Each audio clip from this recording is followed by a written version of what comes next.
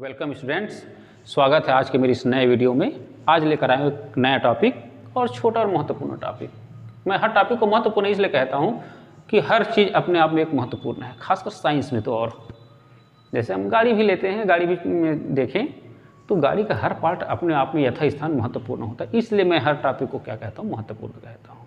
किसी एक के बगैर कोई अगला टॉपिक में हम आगे नहीं बढ़ सकते।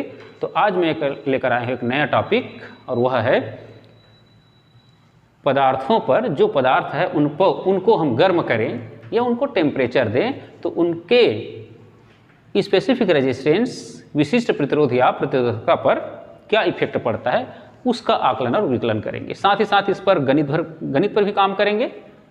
एक छोटे से गणित जो हो सकते हैं उस पर भी काम करके देखेंगे।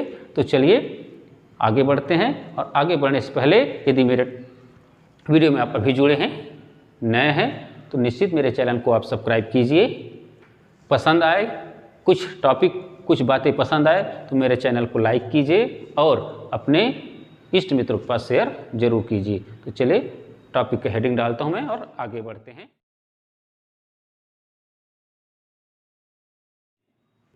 चलिए हेडिंग डाला मैंने, अब आगे बढ़ते हैं टॉपिक पर। देखिए, किसी भी पदार्थ का जो प्रतिरोधकता है या स्पेसिफिक रेजिस्टेंस जो है, वह उस पदार्थ पर उपस्थित इलेक्ट्रॉन के निम्न पार्ट जो मैं ले रहा हूं उन पार्टों पर निर्भर करता है। कैसे देखें तो हमारे पास एक फार्मूला आता है और वह है विशिष्ट प्रतिरोध या प्रतिरोधकता जो है, रो जो है, इस फार्मूला बेसिस रहता है m/n E² श्रांति काल। इस पर निर्भर करता है, इन चीज़ों पर। मतलब जहाँ पर m उस पदार्थ में उपस्थित इलेक्ट्रॉन का द्रव्यमान है जो कांस्टेंट है इलेक्ट्रॉन के लिए, E इलेक्ट्रॉन का आवेश है, चार्ज ऑफ इलेक्ट्रॉन है, और बच गए कि यहाँ पर नंबर ऑफ इलेक्ट्रॉन और यहाँ पर उसका श्रांति काल, ये बच गए। मतलब क्या होता है, किसी भी पदार्थ के लिए हम देखें के लिए नंबर 1 m और E क्या होते हैं, नियत होते हैं या स्थिर होते हैं। नियत स्थिर होते हैं। मतलब जब ये दोनों स्थिर हो गए, जैसे हम करते हैं कहीं पर, एक उदाहरण लेकर चलूं, एक उदाहरण में बात करें तो मान लो हमको घर में के हमारे पेरेंट्स हैं, मम्मी और पापा है, हमको उनसे पैसा लेनी है। अब मम्मी से पैसा मांगे, वो कहते मेरे पास है ही नहीं, कुछ भी कर लो। मतलब क्या हो गया, वो सरेंडर कर दे, बिल्कुल कांस्टेंट हो गए। अब वो सरेंडर कर दे कांस्टेंट, तो हम किस पर निर्भर हुए, पापा पर। बस वैसे ही यहाँ पर देखें, यदि इसका रिलेशन देखें, संबंध देखें, तो ये दोनों यदि कांस्टेंट हो जाते हैं तो यह जो विशिष्ट प्रतिरोध है या प्रतिरोधकता है, किस पर निर्भर कर रहा है, नंबर ऑफ इलेक्ट्रॉन और इलेक्ट्रॉनों की श्रांति काल पर निर्भर कर रहा है। इसका मतलब क्या हुआ, ये स्थिर होने पर पदार्थ की विशिष्ट प्रतिरोध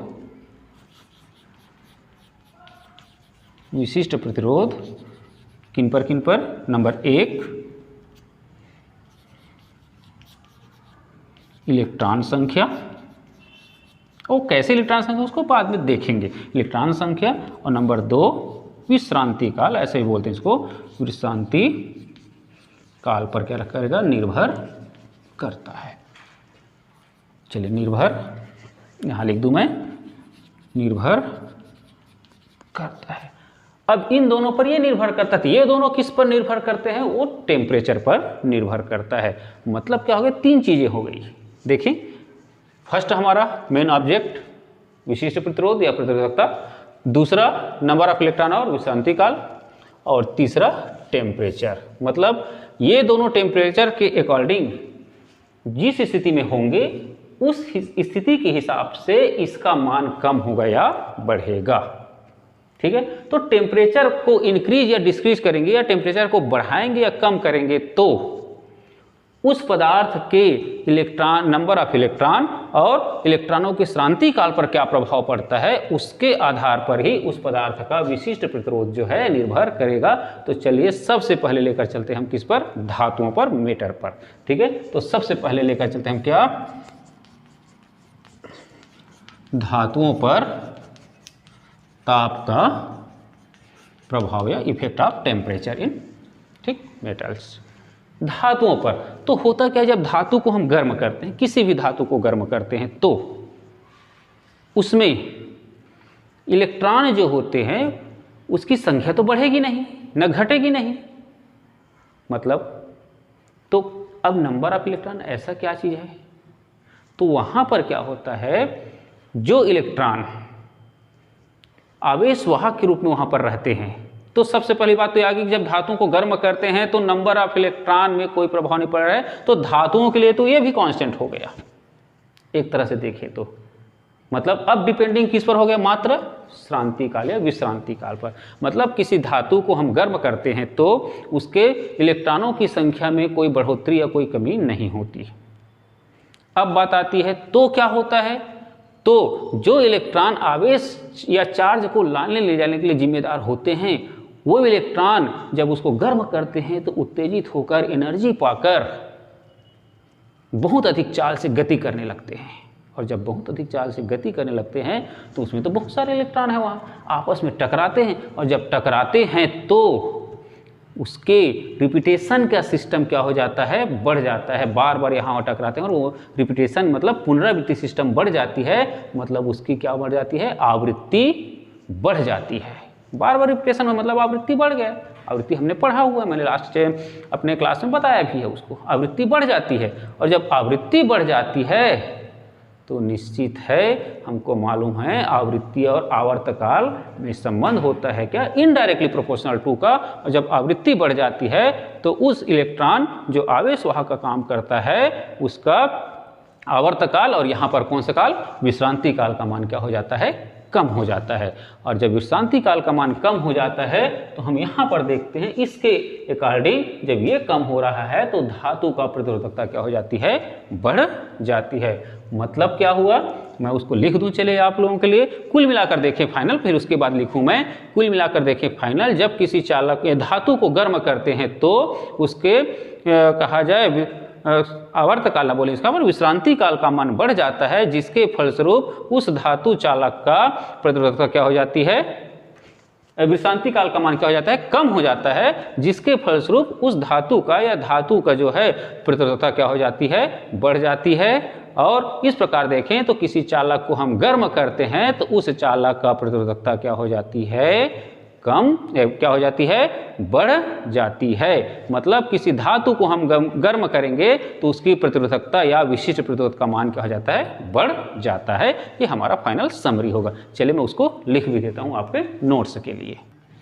चलिए इस तरह से आपको जो लास्ट समरी के रूप में जो लिखने का है, समझने के बाद चीज़ों को, तो इस तरह से आप लिख सकते हैं इसको अच्छे से देख लीजिए। किसी धातु को गर्म करने पर उसमें इलेक्ट्रॉनों का विश्रांति काल टाउ कम हो जाता है, अर्थात इसके अकॉर्डिंग धातु का प्रतिरोधकता क्या हो जाती है, बढ़ जाती है। और जब प्रतिरोधकता बढ़ जाती है तो निश्चित से चालकता क्या होगी, कम होगी। जो आपको प्रश्नों में आपको मिल सकते हैं ऐसे छोटे प्रश्नों के लिए कि ताप बढ़ाने पर धातुओं के प्रतिरोधकता या चालकता पर क्या प्रभाव पड़ता है। चलिए अब आते हैं सेकंड। हमारे पास सेकंड है क्या, मिश्र धातु। मिश्र धातु में क्या होता है उसकी भी स्थितियों को देख लें। तो चलिए इसको मिटाकर मैं सेकंड मिश्र धातु पर काम करता हूँ। चलिए देखें मिश्र धातुओं पर क्या होता है, स्टेप बाय स्टेप मैं काम कर रहा हूँ इस पर।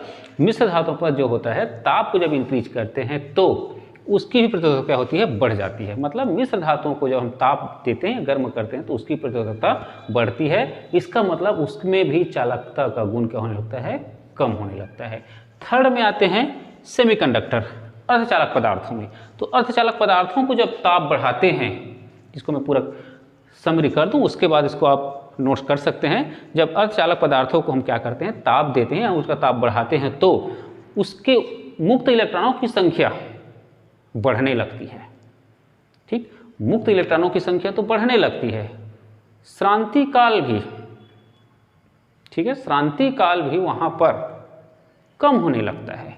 लेकिन मुक्त इलेक्ट्रॉनों की संख्या बढ़ने लगती है जो उसके श्रांति काल की तुलना में बहुत ज़्यादा होती है। इसलिए किसी भी अर्धचालकों को हम जब ताप देते हैं या गर्म करते हैं तो उस मुक्त इलेक्ट्रॉनों के अकॉर्डिंग उसका जो प्रतिरोधकता है कम होने लगता है। मतलब किसी भी अर्धचालक को गर्म करते हैं तो उसका रीजन ये होता है, किसी भी अर्धचालक को जब हम गर्म करते हैं या ताप देते हैं तो उसमें मुक्त इलेक्ट्रॉनों की संख्या बढ़ने लगती है बनिस्पत किसके तुलना में ज़्यादा, उसके इलेक्ट्रॉनों के श्रांति काल की। हालांकि श्रांति काल कम होता है लेकिन नंबर ऑफ इलेक्ट्रॉन, मुक्त इलेक्ट्रॉन बढ़ने लगते हैं, बहुत ज़्यादा बढ़ते हैं।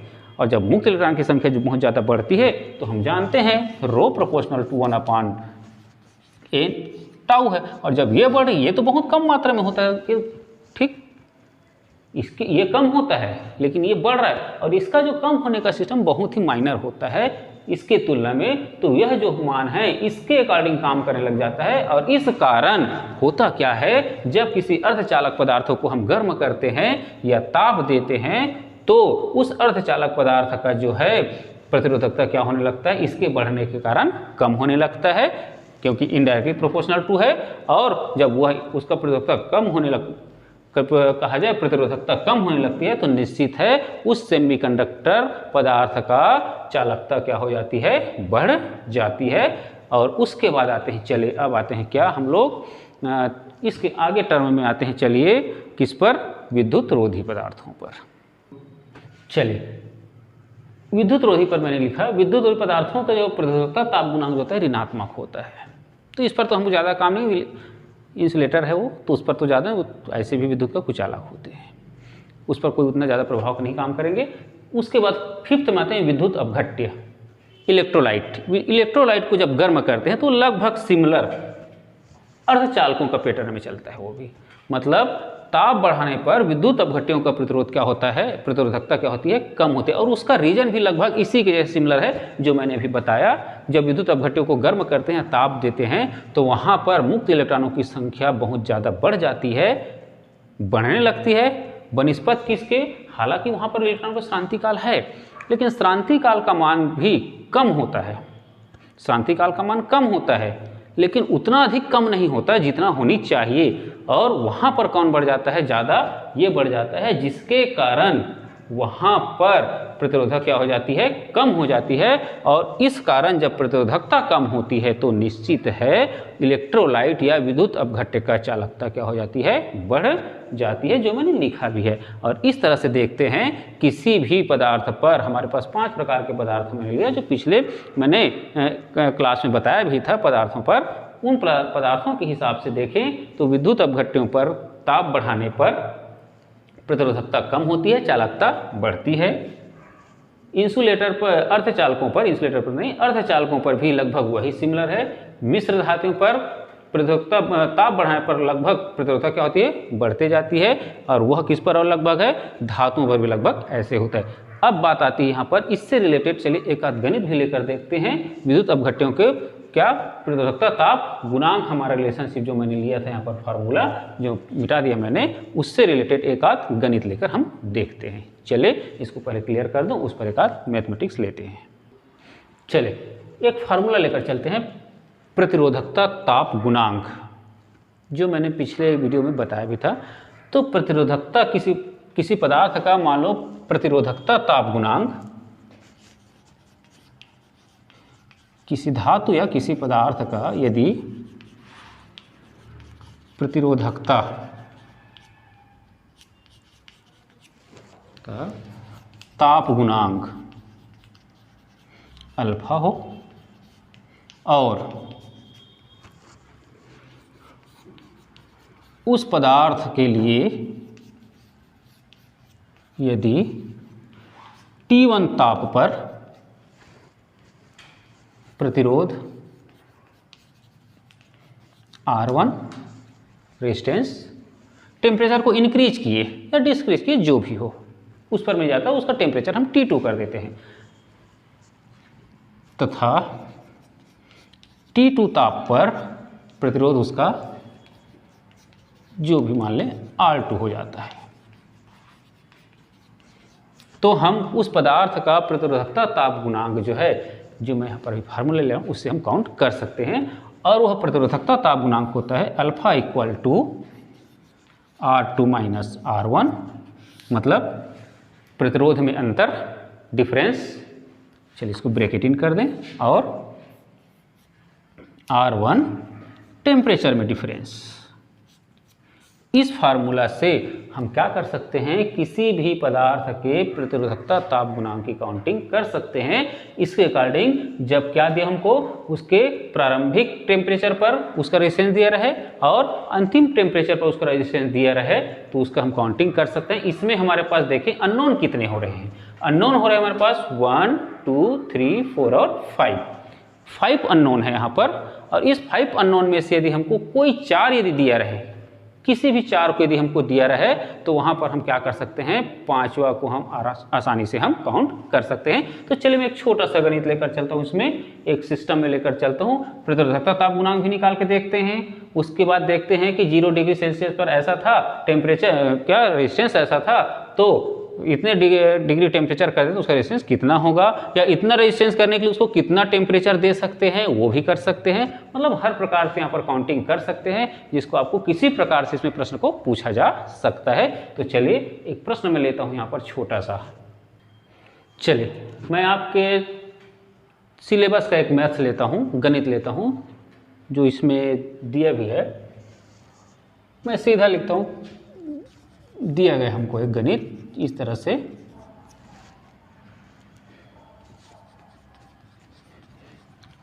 किसी धातु चालक का 0 अंश सेंटीग्रेड पर प्रतिरोध, सपोज दैट यहाँ पर दिया है 1 ओम दिया है।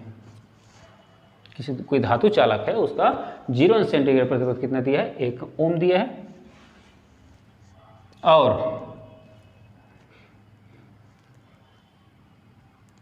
उस धातु चालक का प्रतिरोध कितना हो जाता है, चलिए सपोज है 4 ओम हो जाता है, 4 ओम हो जाता है।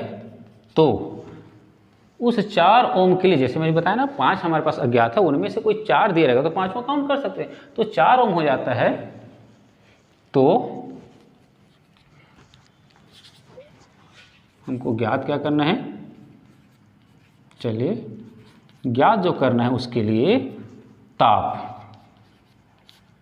हमको ज्ञात करनी है। और जहां प्रतिरोधकता ताप गुणांक अल्फा का मान दे हमको 0.4 इंटू 10⁻⁻² पर डिग्री सेल्सियस। ये उस कहा जाए चालक पदार्थ का या चालक का हमको प्रतिरोधकता ताप गुणांक दिया है। तो हम हल करके देखते हैं। तो हमारे पास फार्मूला है, अभी जो मैंने आप लोगों को फार्मूला बताया, वो फार्मूला हमको कहता है क्या है, सपोज है, चलिए यहाँ पर देखें R1 हमारे पास है कितना, 0 डिग्री सेल्सियस। T1 है, यहाँ पर लें T1, तो उसके अकॉर्डिंग R1 कितने हमारे पास है, 1 ओम है।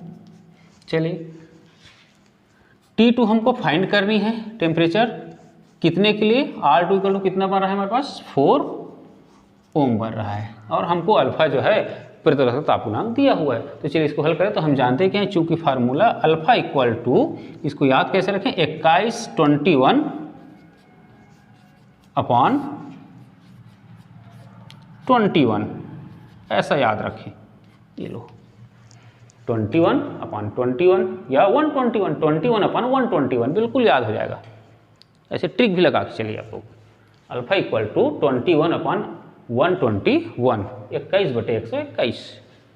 ठीक, अब इसमें हमको जो दिए मान उसको रख दें, उसके बाद इसको हल करें। तो सीधा अल्फा इक्वल टू कितना दिया है, देखें हमको अल्फा इक्वल टू क्या, 0.4 इंटू 10⁻⁻² इक्वल टू R2 हमारे पास कितना है, 4 है, -1 अपॉन R1 कितना हमारे पास है, 1 इंटू T2 कितना हमारे पास है, T2 काउंट करनी ही चलिए, और T1 कितना है, 0। चलिए मैं मान एक बार देख लूँ मैंने सही रखा है कि नहीं। अल्फा इतना, R2 4, R1 1, R1 T2 count करनी है, T1 यहाँ पर 0। हल करते हैं चलिए। तो ये है क्या 0.4 into 10⁻² equal to 3/T2। Simple बिल्कुल सा। हमको T2 का वैल्यूएशन चाहिए तो ये ट्रांसफर करते हैं। चलिए इसको मैं मिटा दूँ थोड़ा सा, उसके बाद इस पर काम कर लेते हैं। चले देखें तो T2 इक्वल टू क्या आ रहा है हमारे पास, वह टेम्परेचर क्या हो जाएगा 3/0.4 इंटू 10⁻²। T2 इक्वल टू ये हो जाएगा 30/4 इंटू 10⁻²। सॉल्व करें तो T2 इक्वल टू आ रहा है देखें 7.5 इंटू 10⁻²। और हल कर सकते हैं इसको चाहे तो क्या होगा T2 इक्वल टू 7.5 इंटू 00। ठीक, और इस आधार पर देख सकते हैं क्या इतना डिग्री सेल्सियस पर, ठीक है, इतने डिग्री सेल्सियस पर वह जो धातु है उसका प्रतिरोध कितना हो जाएगा 4 ओम हो जाएगा। चले इसी प्रकार आप लोग 1 सेकंड यहाँ पर थोड़ा सा इसको गलत हो, ये थोड़ा सा कितना हो जाएगा ये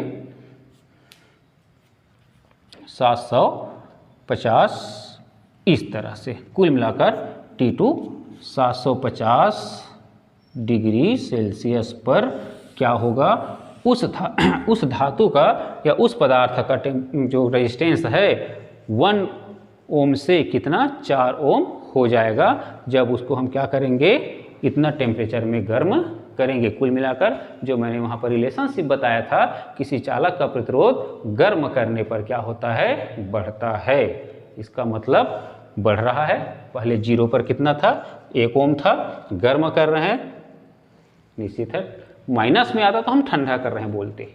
ठीक, और इस तरह से आप एक आध गणित और बना सकते हैं अपने पाठ्य पुस्तक से देखकर और अन्य टेक्स्ट बुक से देखकर आप गणित बना सकते हैं। और इस तरह से किसी चालक पदार्थों का प्रतिरोध या प्रतिरोधकता की निर्भरता ताप पर कंप्लीट होता है। चलिए ओके, थैंक यू।